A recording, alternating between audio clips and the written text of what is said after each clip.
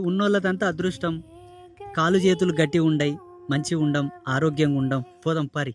రేపేమైతుందో తెలవది. తెల్లగైనాక పొద్దుమొఖం చూసేటోడెవడో చూడనోడెవడో. ఇంటి నుండి బయటికి వెళ్ళిన తర్వాత మళ్ళీ ఇంటికొచ్చి కడపల కాలు పెట్టేటోడెవడో పెట్టనోడెవడో. ఇప్పుడు బాగుండం. పోదాం పా. అంబాత్రయ్య క్షేత్రం పోయి ఆ గోమాత కళ్యాణం చూసి ఆ తల్లి పాదాల దగ్గర శరణాగతి చెప్పి వివాహతంత అయిన తర్వాత మన క్షేత్రంలో గోవధూవరులకు వేసినటువంటి తలంబ్రాలు ఇస్తారు.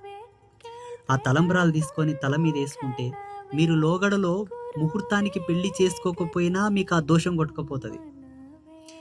వాస్తవానికి ముహూర్తానికి మాంగళ్య ధారణ జరగకపోయినా, జీలకర్ర బెల్లం పెట్టించకపోయినా, పాణిగ్రహణం సమయానికి చేయకపోయినా, గౌరీ గణపతి పూజ కూడా సమయానికి చేయకపోయినా వివాహంలో కొన్ని చికాకులు వస్తాయి ఆ దాంపత్యంలో.